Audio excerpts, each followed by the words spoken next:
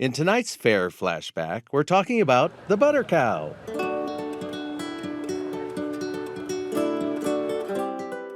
Norma Lyon, better known as Duffy, was the fourth person and the first woman to sculpt the butter cow at the Iowa State Fair.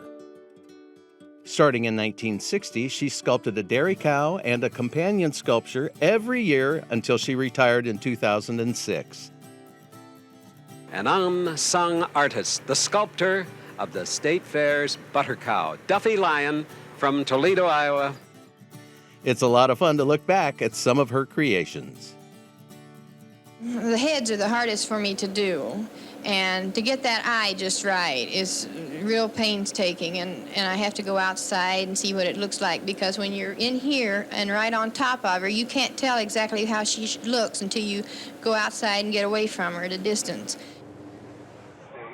Duffy, I want to ask you about how you got started making butter sculpture. Well, it wasn't very nice. I saw a picture of the interim guy that did it before the original guy did, and apparently he had passed away. I didn't know anything about it, and he had done it for 2 years anyway, maybe 3, and I happened to see a photograph, and I just said, I could do better than that. This is probably the most complicated thing I made.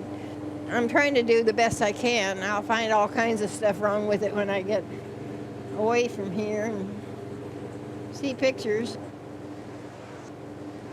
I like doing this.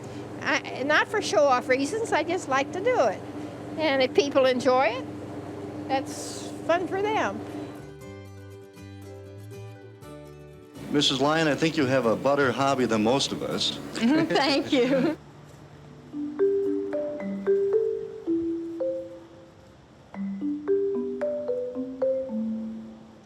This summer, the fair had an opportunity to preserve her legacy by installing some of her work in a way that, well, is a little more permanent than butter.